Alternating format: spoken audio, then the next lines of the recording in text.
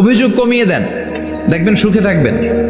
এইটা নাই, ওইটা নাই, এইটা পাই নাই, ওইটা পাই নাই, জীবনে এইটা হই নাই রে, ওইটা পাইলাম না রে, এরকম অভিযোগ করে দেদারসে অনেক এরকম লোক আছে না নাই? এরা অসুখী, এরা অসফল। সফল ব্যক্তিদের একটা গুণাবলী হচ্ছে এরা কমপ্লেইন করে কম, কমপ্লেইন করে কম, তারা শুকরিয়া করে বেশি। দে আর ভেরি গ্রেটফুল, তারা শুকরিয়া করে বেশি। এটা পাই নাই, ওইটা পাই নাই এগুলো বলবেন না, কারণ আপনি যেটা পাইয়া খুশি না, অনেকে এইটা পাওয়ার জন্য সংগ্রাম করে যাচ্ছে। আপনি এখন যেই জায়গাটাতে আছেন, এই জায়গাটাতে পৌঁছা অনেকের স্বপ্ন। আপনি এটা পেয়ে খুশি না, কিন্তু আপনার জায়গায় পৌঁছার জন্য অনেকে স্ট্রাগল করে যাচ্ছে, সংগ্রাম করে যাচ্ছে। আপনি যেই পজিশনে আছেন, শুধু এই পজিশনে আসাটাই অনেকের স্বপ্ন। তো শুকরিয়া করবেন না কেন? এজন্য সব সময় আমাদের বেশি বেশি শুকরিয়া করতে হবে। কার? রব্বুল আলামিন বলেন, কুল লাউ কানাল বাহরু মিদাদাল লিকালিমাতি রাব্বি লানাফিদাল বাহরু ক্বাবলা আন তানফাদা কালিমাতু রাব্বি ওয়ালাউ জিনা বিমিসলিহি মাদাদা। সাগরের জলকে কালি করে, গাছের পাতাকে খাতা করে, তোমার মহিমা লেখা শেষ হবে না, যদিও লিখি প্রভু জীবন ভরে। সাগরের জলকে কালি করে, গাছের পাতাকে খাতা করে, তোমার মহিমা লেখা শেষ হবে না, যদিও লিখি প্রভু জীবন ভরে। সাগরের জলকে কালি করে, চিল্লায় বলেন ঠিক কিনা? সব সাগর মহাসাগরের জল যদি কালি হয়ে যায়, কি উপমা দিলেন আল্লাহ! সব সাগরের পানি যদি কালি হয়ে যায়, সব গাছের পাতাও যদি খাতা হয়ে যায়, আর সাগরের জল নামক কালি দিয়ে গাছের পাতা নামক খাতার উপরে যদি আমি আল্লাহর প্রশংসা তোমরা লিখতে শুরু করে দাও, সাগরের জল শেষ হয়ে যাবে, গাছের সব পাতাগুলো ফুরিয়ে যাবে, আমি আল্লাহর প্রশংসা করে শেষ করা যাবে না। সুবহানাল্লাহ বাড়িতে যায় বলবেন। সাগরের জল, চারটেখানে কথা। কয়টা সাগর দেখছেন আপনি? কয়টা সাগর ঘুরছেন? প্রশান্ত মহাসাগর দেখছেন আপনি? আটলান্টিক মহাসাগর দেখেছি আমরা? দেখি নাই। প্রশান্ত মহাসাগরের সবচেয়ে গভীর জায়গার নাম মারিয়ানা ট্রেঞ্চ। প্রায় 36,000 ফিট ওইটা ডেপথ, গভীরতা। কয় হাজার ফিট গভীর? আপনার বাড়ির যে পুকুর কয় হাত গভীর? হ্যাঁ, 36,000 ফিট। কেন ইমাজিন, কল্পনা করতে পারেন 36,000 ফিট গভীর এটা মারিয়ানা ট্রেঞ্চ, প্রশান্ত মহাসাগর। আর এই পৃথিবীর সবচেয়ে উঁচু যে পাহাড়টা, এটার নাম মাউন্ট এভারেস্ট। এটার উচ্চতা প্রায় অ্যাপ্রক্সিমেটলি অ্যারাউন্ড 29,000 ফিট। পাহাড়, পৃথিবীর সবচেয়ে উঁচু পর্বত শৃঙ্গ মাউন্ট এভারেস্ট 29,000 ফিট। আর পৃথিবীর সবচেয়ে গভীর সাগর, প্রশান্ত মহাসাগরের সবচেয়ে গভীর জায়গা মারিয়ানা ট্রেঞ্চ, ওইটা নাকি 36,000 ফিট। তাহলে ওই পাহাড়কে তুলে ধরে এনে প্রশান্ত মহাসাগরের সবচেয়ে গভীর জায়গা মারিয়ানা ট্রেঞ্চের উপর যদি ছেড়ে দেয়া হয়, পুরো পাহাড় ডুবে যাবে। সুবহানাল্লাহ নাই? পুরো পাহাড় ডুবে যাবে, উপরে পানি থেকে যাবে প্রায় 7,000 ফিট। আল্লাহু আকবার। এই পৃথিবীর দ্বিতীয় গভীরতম সাগরের নাম আটলান্টিক মহাসাগর। এই সাগরের সবচেয়ে গভীর জায়গার নাম হচ্ছে পুয়ের্তো রিকো। এই পুয়ের্তো রিকোর গভীরতা প্রায় 33,000 ফিট। কত? আর সবচেয়ে বড় পাহাড় 29,000 ফিট। তো এই সাগরেও যদি বড় পাহাড়টা, পৃথিবীর সবচেয়ে উঁচুতম পর্বত শৃঙ্গকে এনে ছেড়ে দেয়া হয়, পুরো পাহাড় পানিতে তলিয়ে তো যাবেই, এর উপরে আরো পানি থেকে যাবে 4,000 ফিট। সাগর, মহাসাগর, পানি বেশি না কম? জোরে বলেন। কি বিশাল আটলান্টিক মহাসাগর! লম্বায় তো অনেক বড়, আড়াআড়ি ভাবে এটারে ক্রস করে অনেক প্লেন, অনেক বিমান। আগে প্রতিদিন ভাবতে হবে যে দাদা চলে গেল, বাবা চলে গেল, আমিও ওই একই পথের যাত্রী। দ্য ডেস্টিনেশন ইজ সেম, গন্তব্য এক, কেউ আগে কেউ পরে। এটাই ওয়াজ, এটাই দামি ওয়াজ, এটা মনে রাখলেই মানুষ আর চুরি করতে পারে না, মিথ্যা বলতে পারে না, ইফটিজিং করতে পারে না, পরকিয়া করতে পারে না, মতের বিরুদ্ধে গেলে তারে রামদা দিয়ে কোপাইতে পারে না। চিল্লা এখন ঠিক কিনা? এটাই হচ্ছে ইসলাম। আখিরাতের স্মরণ, যিকরাদ্দার, চলে যেতে হবে। ছোট্ট আছি, বড় হব। এই যে দাড়ি পাকা মুরব্বীরা যারা আছেন, ওনার মায়ের পেট থেকে তো এরকম সাদা দাড়ি নিয়ে বেরিয়েছিল না? ছোট্ট বাচ্চা হয়ে এসেছিল, ওনারা ওয়া ওয়া করে কেঁদেছে। শৈশব, কৈশোর, যৌবন, প্রৌঢ়ত্ব, বার্ধক্য, বয়সের ভার, চুল আর দাড়ির শুভ্রতা। আগে ছিল সিঙ্গেল, হয়েছে ডবল, এরপর হয়েছে মেয়ের বাপ, এরপরে শ্বশুর, এরপরে নানা। This is the circle of life. এটাই সার্কেল, রাউন্ড, এভাবে ঘুরে আবার চলে যেতে হবে। এই চিন্তাটা যদি মাথায় থাকে, ওই লোক টেন্ডারবাজি করতে পারে? চাঁদাবাজি, ইফটিজিং, মিথ্যা বলতে পারে? যৌতুক খেতে পারে? এজন্য সব সময় give yourself the reminder of আখিরা। আখিরাতের রিমাইন্ডার নিজেরাই নিজে দেন। অন্যায় হয়ে গেলে, ভুল হয়ে গেলে রিমাইন্ডার দেন যে থাকতে আসি নাই, চলে যাব। কেউ থাকতে পারে নাই, নবীরাও পারে নাই। যেই মালাকুল মাউত রুহু কবজ করে, ওই ফেরেশতা থাকতে পারছে? চলে গেছে। আমাদেরকে চলে যেতে হবে। আল্লাহ বুঝার তৌফিক দাও। তো উনি এগুলো নিয়ে দেখলাম কথা বলছিল, চমৎকার বলছিল। এরকম ভালো আলেমদের দাওয়াত দেওয়া উচিত, যারা কিচ্ছা কাহিনী না বলে কনস্ট্রাকটিভ কথা বলে। কিছু শিখে যাওয়া যায়, কিছু জেনে যাওয়া যায়।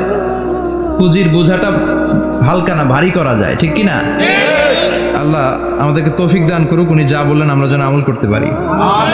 আরো অনেকে কথা বলেছেন, যারাই বলেছেন নিঃসন্দেহে কোরআন থেকে বলেছেন। আমরা চাই এই কোরআনের কথা ছড়িয়ে পড়ুক শহর, গ্রাম, বন্দর, বিশ্বের আনাচে কানাচে, সব জায়গায়। রাজি আছেন তো? কোরআন দিয়ে দেশ চলুক আমরা চাই না? কোরআন দিয়ে সমাজ চলুক আমরা চাই না? কোরআনের ভেতরে সব সমস্যার সমাধান দিয়েছে কে? আল্লাহ। সমাধান চাও যদি জীবনে মরণে, ফিরে যাও খুঁজে নাও, চোখ রাখো কোরআনে। পড়েন সবাই, সমাধান ফিরে যাও খুঁজে নাও, চোখ রাখো কোরআনে। If you want the solution this দুনিয়ায় নাখিরা, go back, have a look to the holy কোরআনে। ঠিক কিনা? Go back, sit down and have a look to the Quran. বসো, ঠান্ডা মাথায় দেখো কোরআনে কি বলেছে আল্লাহ। প্রবলেম সলভিং মেথোডোলজি, সব সমস্যার সমাধান এই কোরআনে আছে না নাই? এই কোরআনের মাজলিসে আজকে আসতে বসতে পেরে খুশি না বেজার? কম না বেশি? আসুন আমরা আল্লাহর দরবারে শুকরিয়া জানাই আর পড়ি আলহামদুলিল্লাহ। প্রাণটা খুলে পড়েন আলহামদুলিল্লাহ। আল্লাহর একটা ডাক দেন, বলেন ইয়া আল্লাহ। আরো জোরে পড়েন ইয়া আল্লাহ। আল্লাহ তুমি কবুল করো। আমরা সরাসরি এই বইটা থেকে এখন কথা শুনবো। এই দেখেন, পৃথিবীর কোনো বইয়ে এত ময়লা থাকে না যত ময়লা থাকে কোরআনে। কারণ সমাধান দিবে তো, এজন্য ময়লা টয়লা নিয়ে সব সমাধান করে ফেলবে কোরআন। যত জায়গায় তাফসির করতে যাই, ধুলাবালি মিশে থাকে। Quran for not your bookshelf, Quran is for yourself. Quran আপনার বুক সেলফের জন্য না, কোরআন আপনার জন্য। আমরা বুক সেলফে রাখি, তাও নিচের থাকে না, উপরের থাকে, যাতে কেউ নাগাল না পায়। এরকম ডাকাইতে আছে না নাই? কোরআনের সাথে অ্যাটাচমেন্ট বাড়াতে হবে। You have to increase your attachment with the holy Quran. এটা এনলাইটেন করতে এসেছে আপনার জীবনকে, আলোকিত। আলোকিত, এই যে আমরা কোরআনের উপর আলোকপাত করি না, এটা এনলাইটেন করে, আলো বিচ্ছুরিত করে, আপনার জীবনকে উজালা করবে। এজন্য কোরআনের সাথে সম্পর্ক বাড়াতে হবে, শুদ্ধভাবে পড়তে জানতে হবে, অর্থ জানতে হবে। আল্লাহ কি বলেছেন জানতে মনে চায় না? আসুন আমরা জানার চেষ্টা করি। আল্লাহ তুমি তৌফিক দাও, পড়েন আমিন। আমি আপনাদের খেদমতে সূরা ইয়াসিন থেকে তেলাওয়াত করছি, টের পাইছেন? ইয়াসিন মুখস্থ আছে কার কার? আর উঠবে না হাত? মাশাআল্লাহ। অর্ধেক মুখস্থ আছে কার দেখি? আচ্ছা, প্রথম 5 আয়াত মুখস্থ আছে কার? আচ্ছা, এই সূরার নাম ফজিলত। ছোটবেলা থেকেই সূরা ইয়াসিনের অনেক ফজিলতের কথা আমরা শুনেছি না? বিষ্ণু বলেছেন, ইন্না লিকুল্লি শাইইন কলবান ওয়া কলবুল কোরআনি সূরাতু ইয়াসিন। সব জিনিসের একটা কলব আছে, হৃদয় আছে, অন্তর আছে, আর কোরআনের কলবের নাম হচ্ছে সূরা ইয়াসিন। বিশ্বনবী বললেন ইন্না লিকুল্লি শাইইন কলবান, সব জিনিসের একটা কলব আছে। ওয়া ইন্না কলবাল কোরআনি সূরাতু ইয়াসিন, আর কোরআনের কলবের নাম হলো সূরাতু ইয়াসিন। মান ক্বারাআ সূরাতা ইয়াসিন মাররা ওয়াহিদা, একবার সূরাতু ইয়াসিন তেলাওয়াত করলে 10 পারা কোরআন খতমের সওয়াব হয়ে যায়। বিষ্ণু বলতেন ইন্না ফিল জাসাদি মুদগা, দেহে একটা গোশতের টুকরা আছে। ইযা সালুহাত সালুহাল জাসাদু কুল্লু, এই দেহের গোশতের টুকরা যদি ভালো হয়ে যায় পুরো দেহটারে ভালো করে দেয় কে? আল্লাহ। এই দেহের গোশতের টুকরাটা যদি পচে যায় পুরো দেহটারে নষ্ট করে দেয় কে? আল্লাহ। বিশ্বনবী বললেন আলা ওয়াহিয়াল কলব, ওই টুকরাটার নাম হলো কলব। টুকরাটার নাম কি? কলব। এজন্য কলবের মধ্যে আল্লাহর জিকির বসাইতে হবে। কি বসাবেন? জিকির। নাকি আয়না বসাবেন? আয়না বসায় না? আয়না বসাইয়া দে মোর দয়াল বাবা, কেবলা কাবা, সব মুখস্থ। আয়না বসাইয়া দে মোর, নবীর কলবে আয়না বসায় নাই নবী। সেদিন আবু বকর, ওমর ফারুক, কেউ আয়না বসাইছে? আবু হানিফা, শাফিঈ, এরা কলবের মধ্যে আয়না বসাইছে? বসাইছে জিকির। চিল্লায় বলেন বসাইছে কি? এজন্য আল্লাহ বললেন আলা বিযিক্রিল্লাহি তাতমাইন্নুল কুলুব, দুনিয়ার কোন জিনিস দিয়ে কলব ঠান্ডা হয় না, দুনিয়ার কোন জিনিস দিয়ে কলব পরিচ্ছন্ন হয় না। কলব শুধু পরিচ্ছন্ন হয় একটা জিনিস দিয়ে, লা ইলাহা ইল্লাল্লাহ, লা ইলাহা ইল্লাল্লাহু মুহাম্মাদুর রাসূলুল্লাহ সাল্লাল্লাহু আলাইহি ওয়াসাল্লাম। তাহলে কোরআনের একটা কলব আছে, আমাদের দেহে যেমনি কলব আছে, প্রতিটা প্রাণীর যেমনি কলব আছে, অন্তর আছে, কোরআনেরও কলব আছে না নাই? কোরআনের কলবের নাম? চিল্লায় বলেন কোরআনের কলবের নাম? আবার বিশ্বনবী বলতেন ইকরাউ আলা মাউতাকুম সূরাতা ইয়াসিন, তোমাদের মুমূর্ষু ব্যক্তিদের সামনে বসে সূরাতু ইয়াসিন তেলাওয়াত করো। রূহ চলে যাবে, মৃত্যুর একেবারে দ্বার প্রান্তে দাঁড়িয়ে এই মুহূর্তে তার পাশে বসে পড়তে আরম্ভ করেন ইয়াসিন ওয়াল কুরআনিল হাকীম ইন্নাকা লামিনাল মুরসালিনা আলা সিরাতিম মুস্তাকিম। ওই ব্যক্তির ঈমানের মৃত্যু দান করে দিবে কে? আল্লাহ। মৃত্যুর কষ্ট হালকা করে দিবে কে? আল্লাহ। আবার বিশ্বনবী বলতেন রাত্রিবেলা যে ব্যক্তি একবার সূরাতু ইয়াসিন তেলাওয়াত করে ঘুমাতে যায়, সকালবেলা নিষ্পাপ অবস্থায় তারে ঘুম থেকে জাগাবে কে? আল্লাহ। তাহলে এই সূরার মর্যাদা কম কম না বেশি বেশি? কলবুল কোরআন, এটা কোরআনের কলব, একবার পড়লে 10 পারার সওয়াব। আবার মুমূর্ষু ব্যক্তির সামনে বসে সূরা ইয়াসিন তেলাওয়াত করতে বলা হয়েছে, তাহলে মৃত্যুর কষ্টরে হালকা করে দেয় কে? আল্লাহ। আবার রাত্রিবেলা সূরা ইয়াসিন তেলাওয়াত করলে সকালবেলায় নিষ্পাপ বানায় দেয় কে? মনে থাকবে? কোরআনের কলবের নাম কি? ভুলে যাবেন না তো? বেশি বেশি তেলাওয়াত করতে রাজি আছেন? সকাল সন্ধ্যা তেলাওয়াত করবেন তো? সূরা ইয়াসিন ছাড়াও এই সূরার অনেকগুলো নাম তাফসীর গ্রন্থে পাওয়া যায়। এই সূরার একটা নাম হচ্ছে সূরাতুল কাদিয়া। সূরাতুল কাদিয়া তাকদি হাজাতা কারিইহা, যে এই সূরা তেলাওয়াত করে ওই তেলাওয়াতকারীর যে হাজত আছে, প্রয়োজন আছে, এই সূরার বরকতে আল্লাহ তার প্রয়োজন পূরণ করে দেয়। আমাদের জীবনে প্রয়োজন আছে না নাই? কার কাছে চাইবো? বিপদে পড়লে কারে বলবো? আমরা বিপদে পড়লে প্রথমে শেয়ার দেই ফেসবুকে। কোথায় শেয়ার? আগে শেয়ার দিব কার কাছে? মনে থাকবে? বিপদে পড়লে ফেসবুকে শেয়ার দিব না, বন্ধুরে শেয়ার করব না, বউয়ের কাছেও পরে শেয়ার করব, আগে শেয়ার করব কার কাছে? মনে থাকবে? এজন্য বিশ্বনবী বলতেন এই সূরার নাম সূরাতুল কাদিয়া, মানুষের হাজত পূরণ করে দেয়। এই সূরা তেলাওয়াত করে যদি আপনি আল্লাহর কাছে কোনো বিপদ থেকে পানা চান অথবা কোনো প্রয়োজন নিয়ে দোয়া করেন, সূরার বরকতে প্রয়োজনটা পূর্ণ করে দেয় কে? আল্লাহ। কেউ যেটা পারে না পারে কে? আল্লাহ। কেউ যেটা দেয় না দেয় কে? আল্লাহ। কেউ যেটা শোনে না শোনে কে? আল্লাহ। তাহলে পেলাম সূরাতুল কাদিয়া। আরেকটা নাম আছে সূরার, সেটা হচ্ছে সূরাতুল আযীমা, সুমহান সূরা। কি সূরা? সুমহান, আযীমা। এই আযীম আর আযীমা এই শব্দ দুইটা অনেক দামি, আল্লাহ যে কোনো জায়গায় ব্যবহার করেন নাই।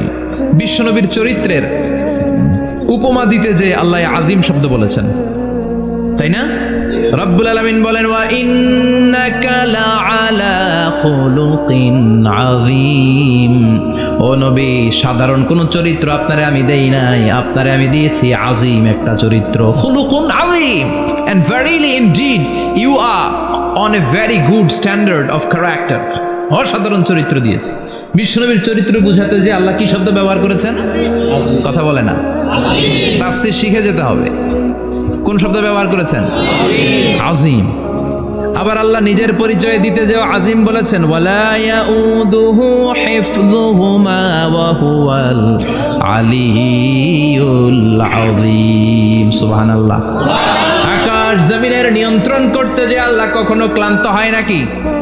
কারণ তিনি হচ্ছেন আল আলিয়্যুল আযীম। আল্লাহু আকবার। তার মানে নবীর চরিত্রের ক্ষেত্রে আযীম, আল্লাহর নিজের সত্তার ক্ষেত্রে আল্লাহ বললেন আযীম। আবার বললেন কিয়ামতের দিন গোটা পৃথিবীটারে আমি নাড়িয়ে দেব, গোটা পৃথিবীতে একটা আমি ভূমিকম্প দিব। এই কথাও কোরআনে আছে না নাই?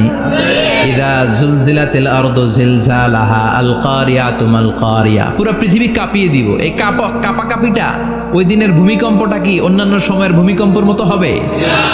এই ভূমিকম্পকে আল্লাহ বলেছেন আযীম। ইন্না জালজালাতাস সাআতি লা শাইউন আযীম। সেদিনের ভূমিকম্প সাধারণ কোনো আর্থকোয়েক নয়, সাধারণ ভাইব্রেশন না, এটা আযীম।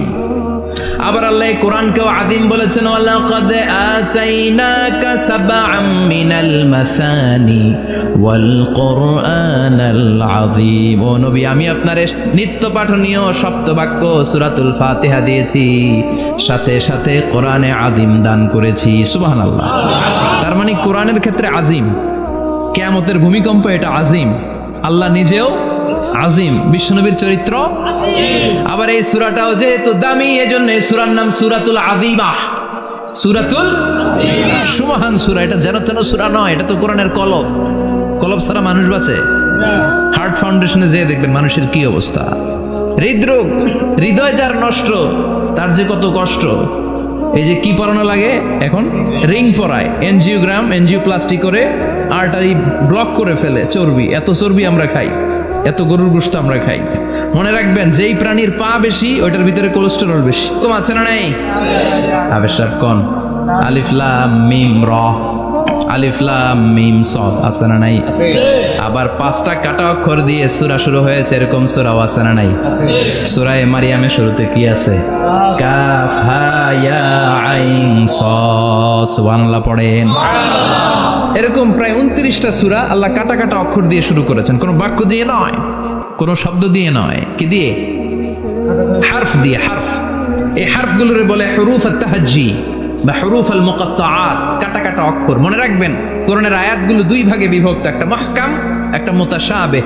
মুহকাম মানে যেগুলোর অর্থ আমরা জানি, যেগুলোর ব্যাখ্যা আমরা জানি, যেটার ইন্টারপ্রিটেশন, এক্সপ্লেনেশন আমাদের জানা আছে।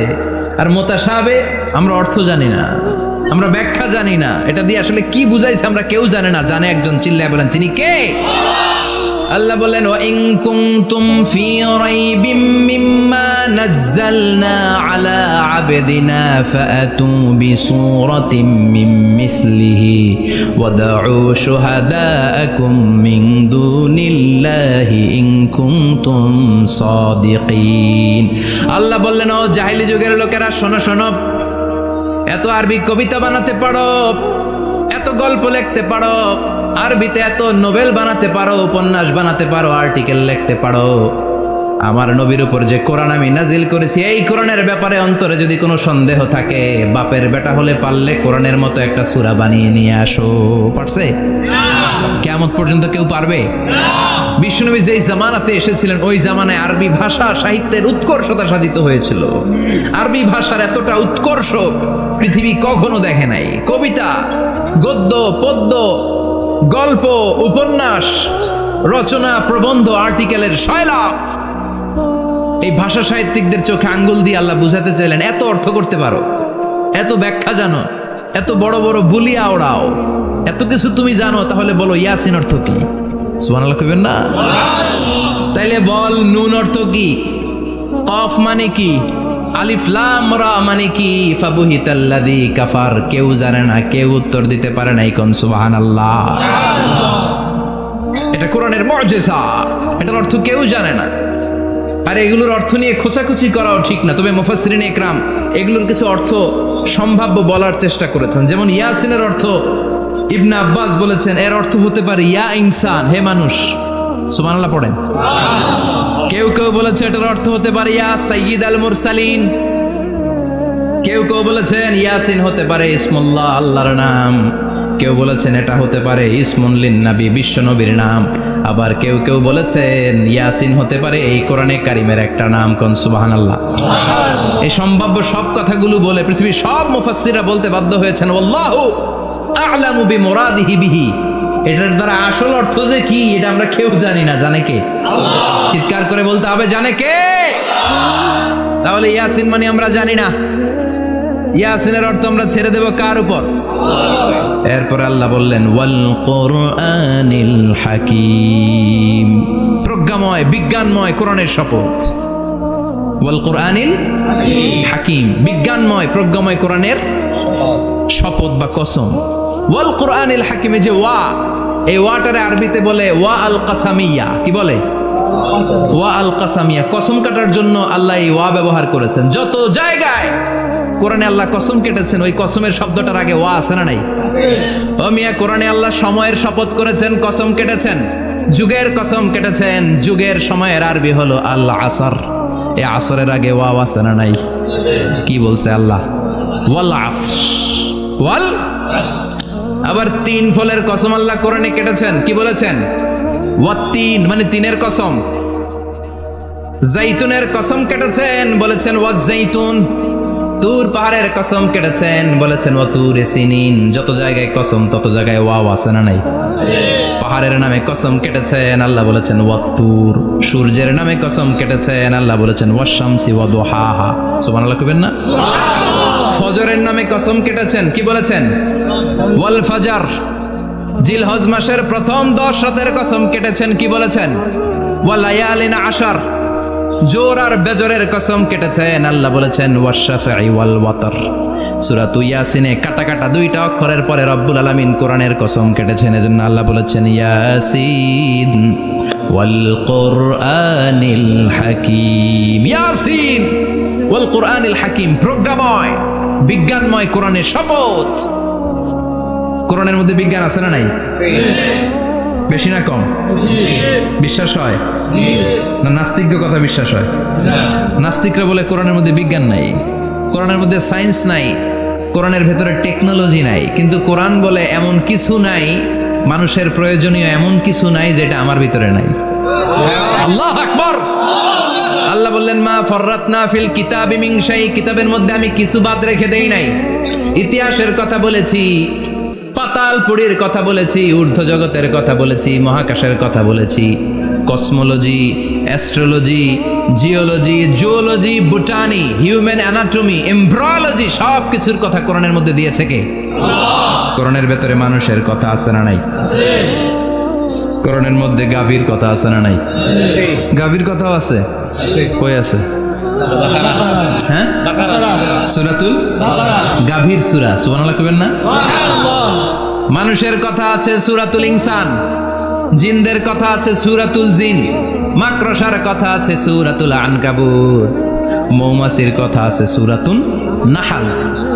মৌমাছির কথা বলেছেন, দুধের কথা বলেছেন, প্রাণীর কথা বলেছেন, খাদ্যের কথা বলেছেন, মানুষের দেহ বৈশিষ্ট্যের কথাও বলেছেন। চিৎকার করে পড়েন আল্লাহু আকবার। আল্লাহ বললেন ওয়া আওহা রাব্বুকা ইলান নাহলি আনিত্তাখিযি মিনাল জিবালি বুয়ুতাও ওয়া মিনাশ শাজারি ওয়া মিম্মা ইয়ারিশুন। সুবহানাল্লাহ পড়েন। ওয়া আওহা রাব্বুকা ইলান নাহল, আল্লাহ মৌমাছির কাছে সিক্রেট মেসেজ পাঠিয়েছেন। সুবহানাল্লাহ পড়েন। ওহীকে আরবিতে বলে সিক্রেট মেসেজ।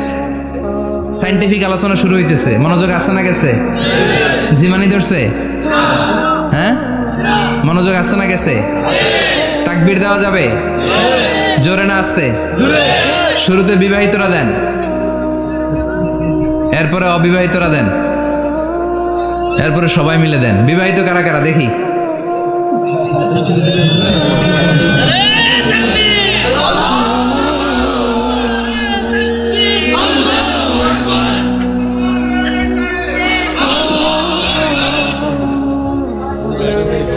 বিবাহিতরা অবিবাহিতরা দিবেন না?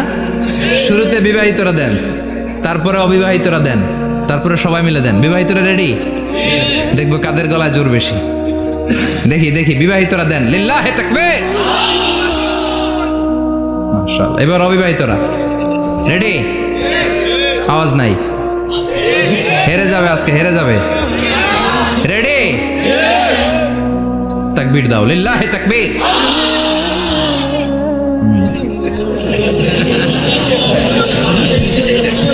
ইয়াংদের পারফরমেন্স আলাদা, আওয়াজ বেশি। এবার সবাই মিলে তিনটা, লিল্লাহে তাকবীর, লিল্লাহে তাকবীর, লিল্লাহে তাকবীর। আল্লাহ মৌমাছিকে ওহী করেছেন, কি করেছে দেখেন। ওয়াল কুরআনিল হাকিম, আল্লাহ যে বললেন শেষ হবে না এই কথা। ওয়াল কুরআনিল হাকিম, বিজ্ঞানময় কোরআনের শপথ, প্রজ্ঞাময় কোরআনের শপথ। বিশ্বনবী বলেন লা তুহসা আজাইবুহু, কোরআনের আশ্চর্যান্বিতার কোনো শেষ নাই। ওয়ালা তাবলা গারাইবুহু, কোরআন কোনোদিন কারো কাছে পুরাতন মনে হয় না। ফিহি মাসাবিহুল হুদা, কোরআনের মধ্যে আছে হেদায়েতের মশাল। ওয়া মানারুল হিকমা, কোরআন হলো বিজ্ঞানের সুউচ্চ মিনার। লা তুহসা আজাইবুহু, কোরআনের আশ্চর্যান্বিতার শেষ নাই। যতই পড়বেন আপনি আশ্চর্য হয়ে যাবেন, যতই স্টাডি করবেন, যতই অধ্যয়ন করবেন, আপনার চোখকে খুলে দিবে কে? আল্লাহ। ওয়ালা তাবলা গারাইবুহু, কোরআন কখনো পুরাতন হয় না। পুরান হয় নাকি? যার বয়স 50 বছর ধরে নামাজি মানুষ, প্রতি নামাজের প্রত্যেক রাকাতে কোন সূরা পড়া লাগে?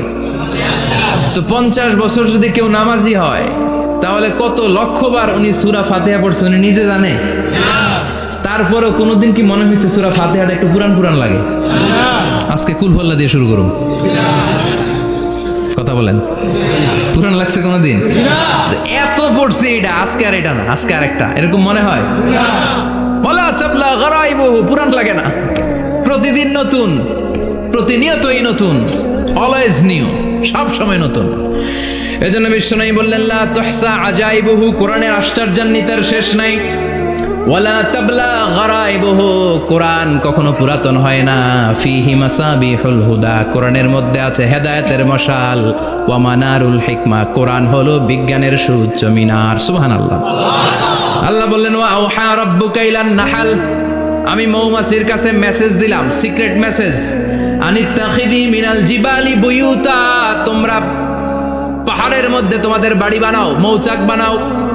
অমিনা সাজার, গাছের মগ ডালে, বড় বড় ডালে তোমরা বাসা বানাও। ওয়ামিম্মা ইয়ারিশুন, উঁচু উঁচু জায়গায় মৌচাক বানাও, যাতে করে গ্রামের ছোট্ট ছেলেরা ঢিল মারতে না পারে। কোন সুবহানাল্লাহ। মৌমাছির আল্লাহ শিখাই দিছে।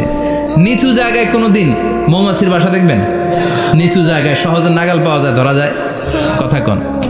ডাল বেয়ে মগ ডালে ওঠা লাগে মধু খাইতে চাইলে। চিল্লায় বলেন ঠিক কিনা? আল্লাহ সিক্রেট মেসেজ দিলেন আর বললেন আনিত্তাখিযি। আলেম যারা আছেন বলেন তো, ইত্তাখিযি এটা কি মুজাক্কারের সিগা না মুয়ান্নাসের সিগা? কথা কইতে হবে, কেউ নাই এটার উত্তর দেওয়ার মতো। মুয়ান্নাস, মাশাআল্লাহ, এটা স্ত্রীবাচক শব্দ। আল্লাহ মৌমাছিকে যে মেসেজ করছে পুরুষ মৌমাছিরে কয় নাই, এটা নারী মৌমাছিরে কইছে। চিল্লা এখন সুবহানাল্লাহ। এখন গবেষণা করে দেখা গিয়েছে, কার্ল ভন ফ্রিচ একজন অস্ট্রিয়ান বিজ্ঞানী, উনি এটা নিয়ে গবেষণা করে 73 সালে 1973-তে নোবেল পেয়ে গেছে। এই আয়াতের উপর গবেষণা করে আল্লাহ কেমন করে সিক্রেট মেসেজ দিয়েছেন, কেমন করে মৌমাছি মৌচাকের বাসা বাঁধে, কেমন করে মধু আহরিত হয়, এটার উপর গবেষণা করে উনি একটা বই লিখেছেন, দ্য ডান্সিং বিজ। নেচে যাওয়া মৌমাছিগুলো, নাচতে নাচতে যেতে থাকা মৌমাছিগুলোর উপর একটা বই লিখে, দ্য ডান্সিং বিজ লিখে উনি নোবেল প্রাইজ পেয়েছেন এই মধুর উপরে। চিল্লায় পড়েন আল্লাহু আকবার। এখন কোরআনের আয়াত থেকে বোঝা গেল আনিত্তাখিযি মিনাল জিবালি বুয়ুতা, আল্লাহ নারী মৌমাছিকে বলেছেন মৌচাক বানাও, তোমাদের মধু রাখার জন্য বাসা বানাও। কার্ল ভন ফ্রিচ গবেষণা করে পেয়েছে মৌচাকের বাসা বানানো হয়, মধু আহরণ করা হয়। যেই মৌমাছিটা নেতৃত্ব দেয় এটা পুরুষ মৌমাছি নয়, এটা হলো মহিলা মৌমাছি। কোন সুবহানাল্লাহ। পুরো মৌচাকের মধ্যে মধু আহরণ, মধু নেওয়া, পুরো প্রসিডিউরটা সারার জন্য কোনো পুরুষ মৌমাছি লিডিং দেয় না, লিডিং দেয় একটা নারী মৌমাছি, স্ত্রী মৌমাছি। এজন্য ইত্তাখিয, ম্যাসকুলিন জেন্ডার ইউজ না করে আল্লাহ বলেছেন ইত্তাখিযি, নারী মৌমাছিকে আল্লাহ অ্যাড্রেস করে বলেছেন যাও মৌচাক বানাও আর এটার মধ্যে মধু আহরণ করো। চিল্লায় পড়েন আল্লাহু আকবার। আল্লাহ বললেন ইত্তাখিযী মিনাল জিবালি বুয়ুতা, পাহাড়ের মধ্যে ঘর বানাও, ওয়া মিনাশ শাজার, গাছের বড় ডালের মধ্যে ঘর বানাও, ওয়া মিম্মা ইয়ারিশুন, উঁচু উঁচু জায়গায় ঘর বানাও। উনি গবেষণা পেয়েছেন এই মধুর মধ্যে অসাধারণ কিছু ন্যাচারাল অ্যান্টিসেপটিক আছে। কি আছে? Natural antiseptic. এটার নাম হচ্ছে প্রপিলিস। প্রপিলিস নামে একটা লিকুইড পাওয়া যায় মৌচাকের মধ্যে। এটা কাটা জায়গায় লাগা দিলে স্যাভলন ডেটল কিছু লাগানো লাগবে না। ওই প্রপিলিসের কারণে আপনার কাটা জায়গা এমনি শুকিয়ে যাবে। সুবহানাল্লাহ পড়েন। দ্বিতীয় বিশ্বযুদ্ধে রাশিয়ান যত সৈনিকরা যুদ্ধে আহত হতো ওরা আলাদা করে অ্যান্টিসেপটিক খাইতো না, ওরা মধু আইনা লাগাই দিত আর সুস্থ হয়ে যেত। সুবহানাল্লাহ পড়েন। নিউজিল্যান্ডের কিছু বিজ্ঞানীরা আবিষ্কার করেছে মৌমাছির হুলের ভিতরে রেমিটিক ফিভারের অ্যান্টিবায়োটিক আছে। অনেকের বাত বিশ্বনবী মুখে নিতে চাইতেন না, সুগন্ধযুক্ত মধু সবসময় বিশ্বনবী খেতেন। বিশ্বনবীর স্ত্রীরা এই সুগন্ধিযুক্ত মধু বোতলের মধ্যে প্রিজার্ভ করে রাখতেন বিশ্বনবীকে দেওয়ার জন্য। বিশ্বনবী প্রাণ ভরে এগুলো পান করতেন। সুবহানাল্লাহ। বিশ্বনবী যে সমস্ত খাদ্যগুলো পছন্দ করতেন হাদিসে এসেছে, বিশ্বনবী রুটি খেতেন, খেজুর খেতেন, খেজুর চিনেন?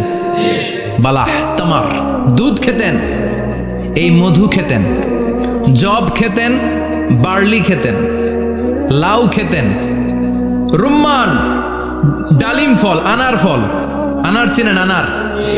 এই আনার খেতে পছন্দ করতেন বিশ্বনবী। মাশরুম খেতেন, মাশরুম চিনেন? ব্যাঙের ছাতার মতো।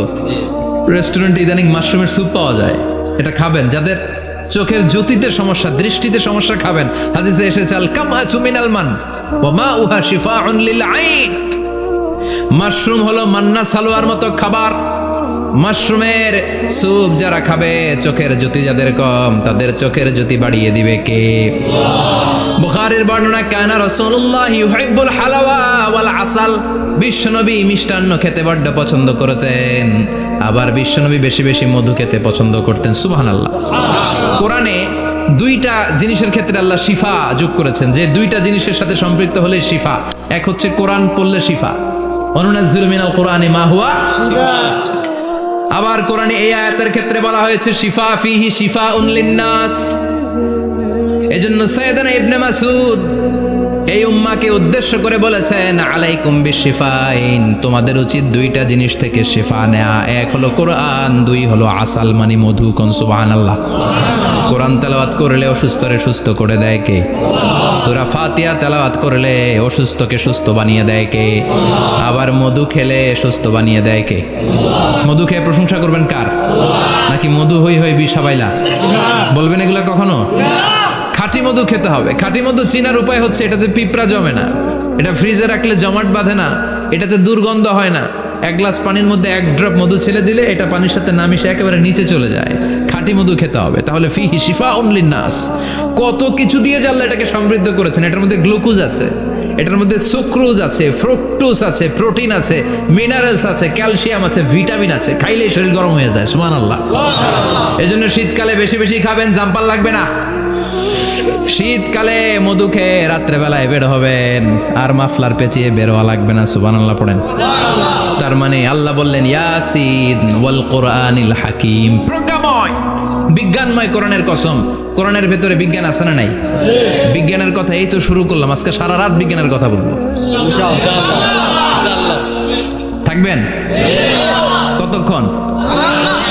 হ্যাঁ, স্লোগান দেন লিল্লাহি তাকবীর। এরপরে আল্লাহ বললেন গোলাম ও ইন্নালাকুম ফিল আনআমি লাইবরা, প্রাণীকুলের দিকে নজর করে তাকাও। প্রাণীকুলের মধ্যে আমি তোমাদের জন্য নিদর্শন রেখেছি। নুসকিকুম মিম্মা ফি বুতুনিহি, এই প্রাণীকুলের পেট থেকে একটা চমৎকার জিনিস আমি বের করে দেই, এটার নাম হচ্ছে দুধ। এটা কি? দেখেন একই আয়াতের মধ্যে আল্লাহ মধুর কথাও বললেন, আবার দুধের কথাও বললেন। দুধটা কিভাবে হয়, উৎপন্ন হয়, মধু কেমনে হয়, ইঞ্চি ইঞ্চি কথা এই কোরআনের ভেতরে তুলে ধরলেন কে? আল্লাহ বললেন মিমবাইনি ফারসি ওয়া দামিল লাবানা, গোবর আর রক্তের মাঝখান দিয়ে আমি দুধ বের করি। সুবহানাল্লাহ পড়েন। আমরা যাই এই গাভীর ওলান টানা শুরু করি সকালবেলা বিসমিল্লাহ বলে, কিন্তু কেমনে যেটা আসে ওইদিকে নজর নাই। ডাকাত বিসমিল্লাহ বলে শুরু করে না, দুধ খাই আলহামদুলিল্লাহ পড়ে না, আছে না নাই? আল্লাহ বলেন মেকানিজমটা শোনো কেমনে আমি খাওয়াই। আল্লাহ বললেন মিমবাইনি ফারসি ওয়া দামিল লাবানা, গোবর আর রক্তের মাঝখান দিয়ে আমি দুধ বের করে দেই। সুবহানাল্লাহ। গরু যে ঘাস খায় এই ঘাস থেকে রক্ত হয় আর গরুর গোবর হয়। পেটের একদিকে থাকে গোবর আরেক দিকে থাকে রক্ত। রক্ত দুর্গন্ধ, গোবরও দুর্গন্ধ। রক্ত নাপাক, গোবরও নাপাক, এই দুই নাপাক আর দুর্গন্ধের মাঝখান দিয়ে সুগন্ধযুক্ত দুধ বের করে দেয় কে? আল্লাহ বললেন মিমবাইনি ফারসি ওয়া দামিল লাবানা, গরু যে খাবারগুলো খায় ওই খাবারের এক পাশ দিয়ে গোবর হয়ে যায় আর এক পাশ দিয়ে রক্ত হয়ে যায়, মাঝখান দিয়ে দুধ বের করে দেয় কে? What a amazing mechanism of discharging milk from animal's body. What a amazing mechanism. একদিক দিয়ে গোবর দুর্গন্ধ, আরেক দিক দিয়ে এই ঘাস খাওয়ার কারণে রক্ত হয়, মাঝখান দিয়ে দুধ বের হয়ে যায়। সুবহানাল্লাহ। আবার বাছুর ছাড়া দুধ পাওয়া যায় না। গাভী আছে কার কার? হাত তোলেন তো। বাছুর ছাড়া দুধ পাওয়া যায়? শুধু গাভী, বাছুর নাই, দুধ আসবে? আবার এই যে বিশাল বড় ওলান 20 কেজি দুধ দেয় প্রতিদিন, এই ওলান কাটলে দুধ পাওয়া যায়? এক ফোঁটা দুধও ওলানটা কেটে টুকরা টুকরা করলে আপনি পাবেন না। এটা আলাদা মেকানিজম, এটা ভিতর থেকে একটা নির্যাস। বাছুর নিয়ে দুইটা ঢু মারবেন, ওই নির্যাস দিয়ে দুধ বেরোতে থাকবে গোবর আর রক্তের মাঝখান দিয়ে। চিৎকার করে পড়েন আল্লাহু আকবার। এজন্য বিশ্বনবী বলতেন বেশি বেশি দুধ খাও। দুধ হলো সুষম খাদ্য। পৃথিবীতে আবিষ্কৃত যত খাবার আছে দুধের চাইতে ভালো খাবার আছে নাকি? কথা কন।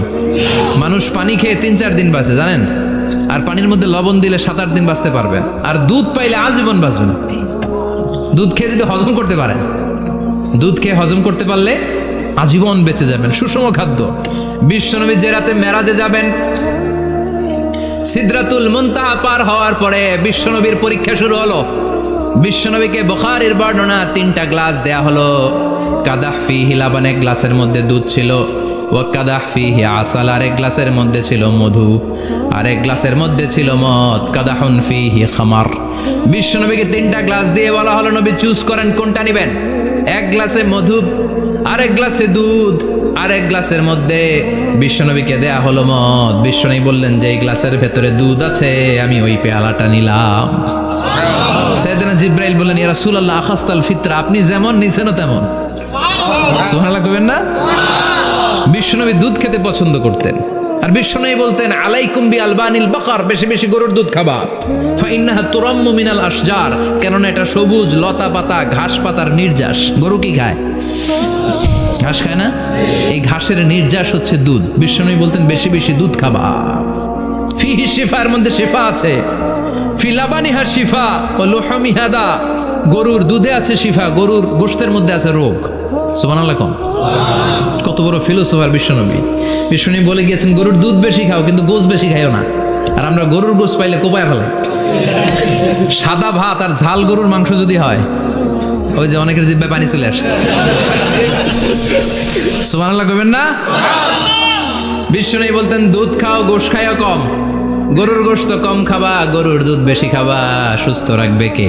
আল্লাহ। আবার বিশ্বনবী মায়েদেরকে বলেছেন ও মায়েরা, সন্তান হওয়ার পরে 2 বছর দুধ খাওয়াবা। আল্লাহু আকবার। ওয়াল ওয়ালিদাতু ইউরদি'না আওলাদাহুন্না হাওলাইনি কামিলাইনি লিমান আরাদা আন ইউতিম্মার রাদা'a। সন্তান যারা পেয়েছো মায়েরা, বোনেরা, 2 বছর দুধ খাওয়া সন্তানদের সুস্থ রাখবে কে? আল্লাহ। বাচ্চা ডেলিভারির পরপরই আল্লাহ তাআলা মায়ের বুকে একটা দুধ দেয়, এটাকে বলে শাল দুধ। এটা হচ্ছে বাচ্চার জীবনের প্রথম প্রাকৃতিক টিকা। সুবহানাল্লাহ কয় না? এটা বেবির জীবনে ন্যাচারাল প্রাকৃতিক টিকা, প্রতিষেধক আল্লাহ দিয়ে দিয়েছে। আপনার বাচ্চাকে টিকা দিন, স্লোগান আছে না? 5টা-7টা টিকা দেওয়া লাগে। প্রথম টিকাটা আল্লাহ নিজেই ফ্রি দিয়ে দিছে। এটা শাল দুধের ভেতরে পাওয়া যায়। এজন্য বাচ্চাকে শাল দুধ খাওয়াতে হবে। তার ব্রেনের গ্রোথ হবে, সে শক্তিশালী হবে, সে দেশপ্রেমিক হবে, সে আল্লাহওয়ালা হবে। চিল্লা এখন ঠিক কিনা? যে মায়েরা বাচ্চারে দুধ খাওয়ায় ওই বাচ্চারা মায়েরে ভালোবাসে বেশি। আর যেই মা গুলো বাচ্চারে দুধ না খাওয়ায় আর ডানু খাওয়ায়, আর কি কি আছে? হরলিক্স আর সিরালেক, কমপ্লেট, যারা এগুলো খাওয়াবে ডানু খাওয়াবে, যারা ল্যাকটোজেন খাওয়ায়, যারা বকের দুধ খাওয়াতে চায় না কোনো কারণ ছাড়া, 2 বছর বাচ্চারে দুধ দিতে চায় না, এই বাচ্চাগুলো বড় হলে ওই মারে বৃদ্ধাশ্রমে দিয়ে আসবে। কথা কন। এজন্য মায়েরা, বোনেরা, সন্তান হলেই তাকে বকের দুধ দিয়ে আল্লাহর পক্ষ থেকে যে টিকাটা, এই টিকাটা পেটের ভেতরে ঢুকাই দিতে হবে। চিল্লা এখন ঠিক কিনা? এটা হচ্ছে ন্যাচারাল টিকা। এজন্য আল্লাহ বললেন ইয়াসিন ওয়াল কোরআনিল হাকিম। ইয়াসিন, বিজ্ঞানময় কোরআনের শপথ। কোরআনের মধ্যে বিজ্ঞান আছে না নাই? অভাব নাই। কয়টা শুনবেন? আল্লাহ কসমোলজির কথা বলেছে, অ্যাস্ট্রোলজি কথা। কসমোলজি হচ্ছে সৃষ্টি তত্ত্ব। কসমোলজি কি? সবাই বলেন কসমোলজি কি? আল্লাহ বললেন আওয়ালাম ইয়ারাল্লাযীনা কাফারু আন্নাস সামাওয়াতি ওয়াল আরদা কানাতা রাতকান ফাফাতাকনাহুমা। কাফেররা কি দেখে না মহাবিশ্বের সব কিছু একসাথে মিলে ঝিলে ছিল, বিশাল এক বিস্ফোরণের মাধ্যমে আমি মহাবিশ্ব তৈরি করেছি। সুবহানাল্লাহ। আদিতে, শুরুতে কিন্তু সব আকাশ, বাতাস, জমিন, চন্দ্র, সূর্য, নক্ষত্র, গ্রহ, নীহারিকা পুঞ্জ, গ্যালাক্সি, ব্ল্যাক হোল সব কিছু মিলেমিশে একসাথে ছিল। এটার ঘনত্ব ছিল খুব বেশি। মহাবিশ্বের সব কিছু ছিল একটা বিন্দু। এটাকে বিজ্ঞানীরা নাম দিয়েছে দ্য সিঙ্গুলারিটি, মহা একত্ব। এরপর একটা প্রচন্ড বিস্ফোরণের মধ্য দিয়ে মহাবিশ্ব সৃষ্টি হয়েছে। এটার ওরা নাম দিয়েছে বিগ ব্যাং থিওরি। কি নাম? স্টিফেন হকিং মারা গেছে না গত বছর নাকি? হ্যাঁ, বছর খানিক আগে মারা গিয়েছে। সবচেয়ে বড় পদার্থবিজ্ঞানী ছিল। সে একটা বই লিখেছে, from the brief history of time, a brief history of time from big bang two black hole. সেখানে সে প্রমাণ করেছে কোরআনের এই আয়াত, কানাতা রাতকান, মহাবিশ্বের সবকিছু একটা বিন্দু ছিল। চাঁদ, সূর্য, গ্রহ, তারা সব কি ছিল? কথা বলেন, সবাই বলেন। একটা মাত্র বিন্দু ছিল। আল্লাহ বলেন, don't the disbeliever observe that the heavens and earth were joined together, then I separated with a gigantic sound, explosion. সব একসাথে ছিল, চাঁদ, তারা, আকাশ, নদী, নালা সব একসাথে। তারপরে একটা বিকট বিস্ফোরণের মধ্য দিয়ে পৃথিবী হয়েছে, এ চাঁদ হয়েছে, চন্দ্র হয়েছে, সূর্য হয়েছে, মহাবিশ্বের সব কিছু এই মহাবিস্ফোরণের মধ্য দিয়ে হয়েছে। চিৎকার করে পড়েন আল্লাহু আকবার। এই যে ছোট্ট পৃথিবীতে আমরা বসে আছি, এই পৃথিবীর চেয়ে সূর্য 13 লক্ষ গুণ বড়। চিল্লায় পড়েন আল্লাহু আকবার। এটা কি বাড়ির কাছের কথা? 13 লক্ষ গুণ বড়। কল্পনা করা যায়? তার মানে কি সূর্যই সবচেয়ে বড়? না, সূর্যের চেয়ে অনেক বড় বড় তারা আছে।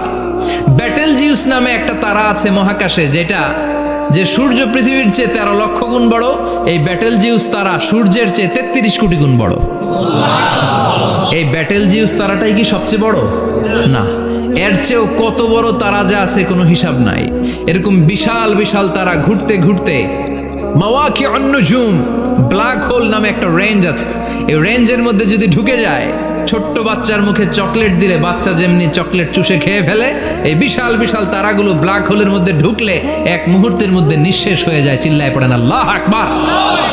এজন্য আল্লাহ বললেন, ফালা উকসিমু বিমাওয়াকিউন নুজুম। এই তারকা নিঃশেষ হওয়ার যে জায়গাটা, এই জায়গার কসম আমি কোরআনের মধ্যে খেলাম। এই ব্ল্যাক হোলের রেঞ্জের ভেতরে তারা আসলে মুহূর্তের মধ্যে নিঃশেষ বানিয়ে দেয় কে? একটা তারার চেয়ে আরেকটা তারা বড়। এরকম 1000 কোটি তারা মিলে আমাদের গ্যালাক্সি। এই গ্যালাক্সির নাম হচ্ছে মিল্কি ওয়ে। কি নাম? আমাদের গ্যালাক্সির নাম কি? নাজিল করেছি। আল্লাহ বলেছেন, খেয়াল করে শব্দটা শুনেন, ওয়া আনজালনাল হাদিদ, আমি লোহাকে উপর থেকে নাজিল করেছি। কি করেছি? কথা বলেন। তার মানে লোহা পৃথিবীতে ছিল না, নাজিল করছে কে?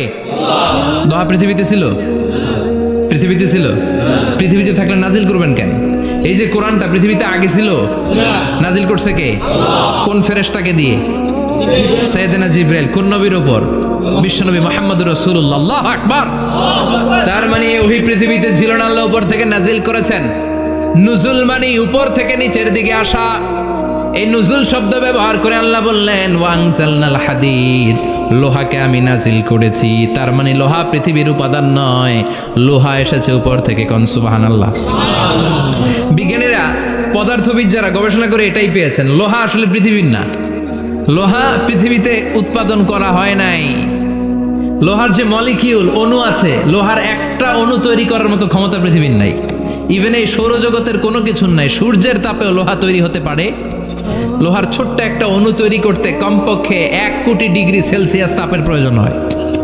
তার মানে এটা পৃথিবীর কোনো উপাদান নয়, এটা আনজালনাল হাদিদ। আল্লাহ বলেন মহাবিস্ফোরণের কারণে গলিত অন্য কোনো তারার ভেতর থেকে লোহার উপাদান আমি পৃথিবীর ভিতরে এনে ঢুকিয়ে দিয়েছি। তার মানে পদার্থের কথা কোরআনে আছে না নাই?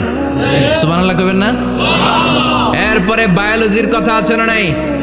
বায়োলজিক্যাল অ্যাসপেক্ট অফ মাউন্টেন্স, কেমন করে পাহাড়ি রেঞ্জ তৈরি হলো, আছে না নাই? ওয়াজআলনাল জিবালা আওতাদা, পাহাড়কে আমি পেরেক মেরে দিয়েছি। ওমিয়া কাঠের ভেতরে যখন পেরেক মারেন, পেরেকের বেশিরভাগ অংশ কাঠের ভেতরে ঢুকে যায়, উপরে দেখা যায় সামান্য, ঠিক কিনা? তো লোহা যদি আল্লাহ পেরেক মারেন, উপরে যা দেখা যায় এটা সামান্য, আসল পাহাড় তো মাটির নিচে। সুবহানাল্লাহ কইবেন না? আসল পাহাড় কোথায়? পেরেক যদি কাঠের মধ্যে ঢুকিয়ে দেন, পুরো পেরেকটা কাঠে ঢুকে যায় না, উপরে দেখা যায় কদ্দুর? সামান্য। পাহাড়ের যা আপনি দেখেন এটা তো পেরেকের মাথা, পুরো পাহাড়টা আল্লাহ জামিনের ভেতরে গেড়ে দিয়েছেন। চিল্লায় পড়েন আল্লাহু আকবার। আবার আল্লাহ বললেন অমিনাল জিবালি জুদাদুম বিদু ওয়া হুমরুম মুখতালিফুন আলওয়ানু, আছে না নাই?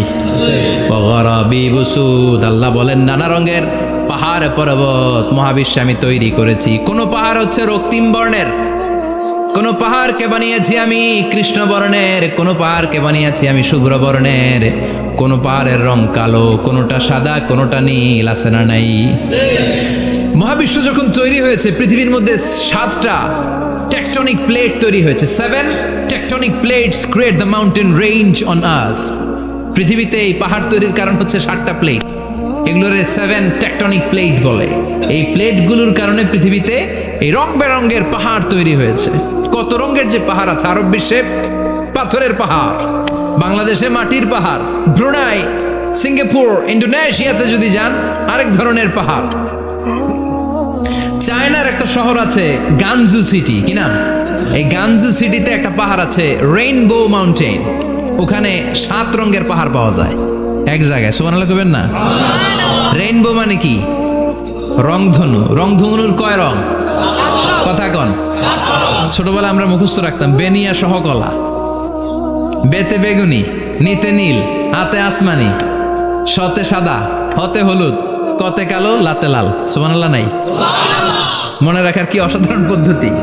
তো এই রেইনবো মাউন্টেন, রংধনুর 7 রঙের পাহাড় এক জায়গায় পাওয়া যায়। এখানে সাদা পাহাড়, এখানে সবুজ পাহাড়, এখানে নীল পাহাড়, ওখানে লাল পাহাড়, এখানে কালো পাহাড়। এই চায়নার গানজু সিটিতে আল্লাহ তাআলা 7 রঙের পাহাড় এক জায়গায় রেখেছেন। চিৎকার করে বলেন আল্লাহু আকবার। তার মানে বায়োলজির কথাও কোরআনের ভেতরে আছে না নাই? এরপর আল্লাহ বললেন কেমন করে আকাশ থেকে আমি পানি নাজিল করে, এটাও কোরআনে আছে না নাই? আমরা ছোটবেলা পড়েছি ওয়াটার সাইকেল, হাইড্রোলজিক্যাল সাইকেল, কেমন করে সূর্যের তীব্র তাপ সাগর থেকে পানিকে জলীয় বাষ্প করে উপসে নেয়, উপরে নিয়ে সেটাকে পুঞ্জীভূত করে দেয়, ঘনীভূত করে দেয়, মেঘ হয়ে যায়, সেখান থেকে ঝিরি ঝিরি ঝিরি ঝিরি বৃষ্টি পড়ে, আছে না নাই? আর ওই বৃষ্টির গান আমরা গাই, এই বৃষ্টি ভেজা রাতে তুমি চলে যেও না। ওই বৃষ্টি পেয়ে আল্লাহর কাছে দোয়া করে না? বিশ্বনবী বলেন রহমতের বৃষ্টির নিচে দাঁড়িয়ে কেউ যদি হাত তুলে দোয়া করে, ওই দোয়া কবুল করে কে? আবার আকাশের মধ্যে মেঘের ঘনঘটা দেখলে বিশ্বনবী পেরেশান হয়ে যেতেন, হয়রান হয়ে যেতেন, আর আল্লাহর কাছে বলতেন আল্লাহ এই মেঘ দিয়ে তুমি আমাদেরকে আযাব দিও না, তুমি আমাদেরকে গজব দিও না, তুমি আমাদেরকে শেষ করে দিও না, এই মেঘ থেকে তুমি আমাদেরকে রহমতের বৃষ্টি দাও। পড়ে না আমিন। বৃষ্টি দেখলে বিষ্ণু বলতেন আল্লাহুম্মা সাইয়িবান নাফিআ, ইয়া গাউসু আগিসনা গাউসান মুগীসান মারিআন মারিআন নাফিআন গায়রা দার আজিলান গায়রা আজিল। হে আল্লাহ এই বৃষ্টি থেকে তুমি ঠান্ডা রহমতের পানি দাও। কি দাও? আল্লাহ মেঘ দে পানি দে ছায়া দে রে তুহু, আল্লাহ মেঘ দে, পড়েন পড়েন, আল্লাহ মেঘ দে পানি দে ছায়া দে রে তুহু, আল্লাহ মেঘ দে। এই ওয়াটার সাইকেলের কথা আল্লাহ বলেছেন।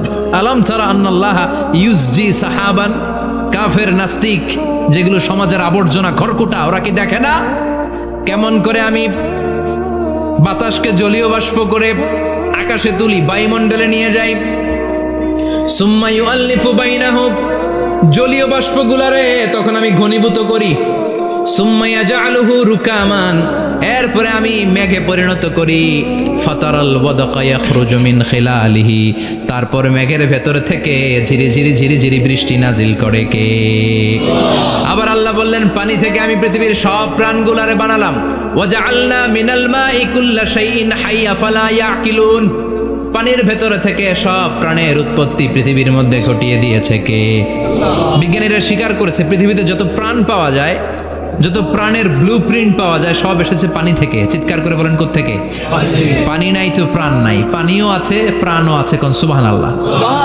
বিজ্ঞানীদের ধারণা, তারা ধারণা করে বলেছে পৃথিবীর প্রথম প্রাণের নাম হচ্ছে অ্যামিবা। কি নাম? ওরা বলেছে এটা এককোষী জীব, it's a very small unicellular organism found ever in the world. পৃথিবীতে পাওয়া প্রথম এককোষী প্রাণীর নাম হচ্ছে অ্যামিবা।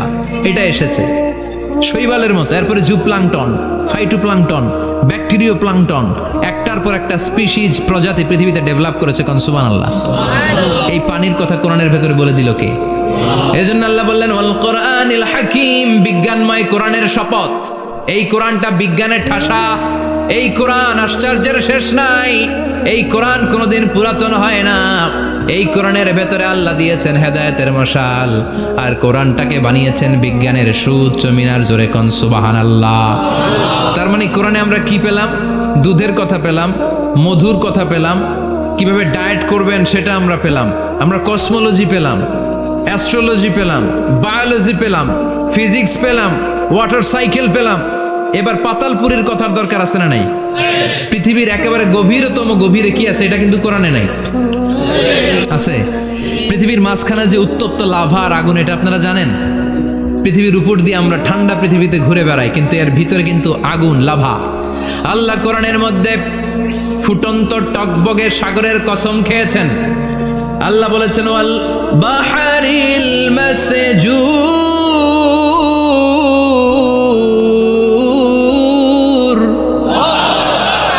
আমি কোরআনের ভেতরে ফুটন্ত টকবগে সাগরের পানির কসম খেলাম, পড়েন সুবহানাল্লাহ।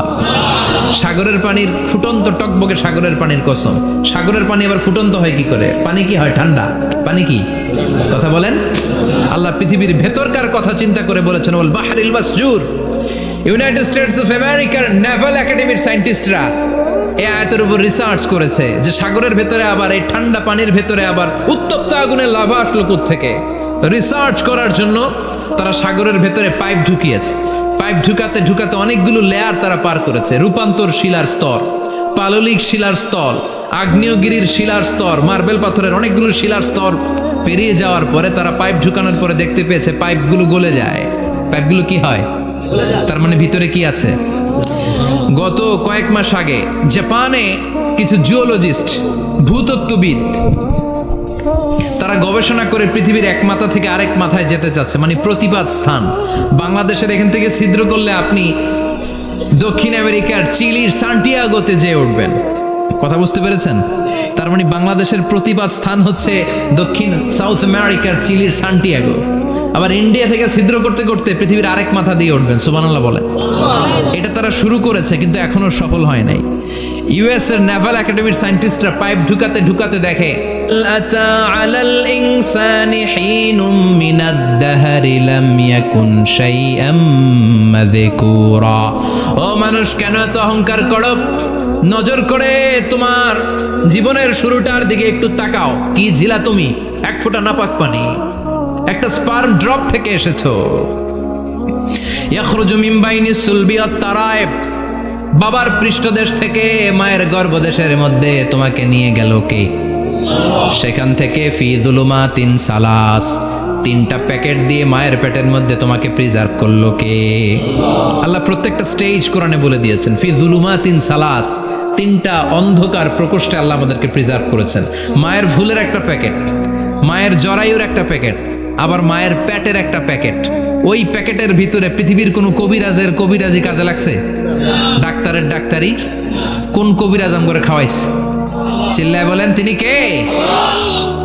এরপর আল্লাহ বললেন ফি যুলুমাতিন সালাস, ওটা অন্ধকার ছিল।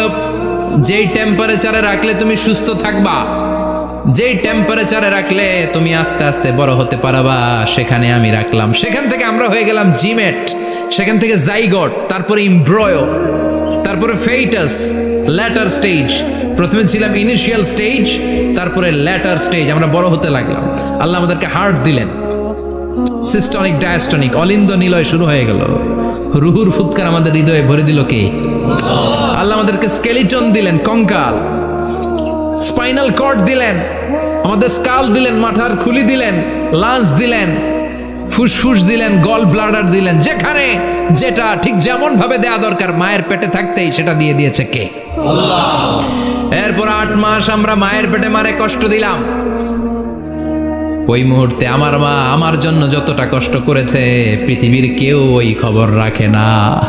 জোরে কোন ঠিক কিনা? বোঝা হয়ে গিয়েছিলাম, একটা বস্তা। আমরা প্রত্যেকে মায়ের পেটে ছিলাম একটা কি এই বস্তা নিয়ে আমার মা খেতে যেত, ঘুমাতে যেত, এই বস্তাটা পেটে করে আমার মা রান্না করে রান্না করত, একদিনও রান্না বন্ধ হয় নাই। এই বস্তাটা নিয়ে আমার মা টয়লেটে যেয়ে বসতে পারতো না। 8 মাস এরকম কষ্ট করেছে। এজন্য মায়ের মনে কষ্ট দিলে আল্লাহর আরশ কেঁপে যায়। মায়ের কাছ থেকে দোয়া নেওয়ার দরকার আছে না নাই? মায়ের মনে কষ্ট দিবেন? মায়ের সাথে বেয়াদবি করবা কেউ? মায়ের থেকে দোয়া নেওয়ার দরকার আছে না নাই? মা যার নাই সে জানে মা না থাকার কি জ্বালা। চিল্লা এখন ঠিক কিনা? যখন রাত্রি নিঝুম এই চোখে ঘুম, একলা শূন্য ঘরে, তোমায় মনে পড়ে মাগো, তোমায় মনে পড়ে। যখন রাত্রি নিঝুম এই চোখে ঘুম, একলা শূন্য ঘরে, তোমায় মনে পড়ে মাগো, তোমায় মনে পড়ে। ঠিক কিনা? এজন্য মায়ের জন্য দোয়া করার দরকার আছে না নাই? আল্লাহ বললেন 8 মাস 9 মাস মায়ের পেটের ভেতরে ছিলা, তারপরে দুনিয়ার বুকে তোমারে আনলো কে? ছোট্ট নাপাক ছিলাম, এই ছোট্ট এক ফোঁটা পানি থেকে আমাদেরকে বড় করছে কে? তার মানে এমব্রয়োলজি, ভ্রূণ তত্ত্বের কথা কোরআনের ভেতরে আছে না নাই? সে আল্লাহ বললেন ইয়াসিন ওয়াল কোরআনিল হাকিম ইন্নাকা লামিনাল মুরসালিন।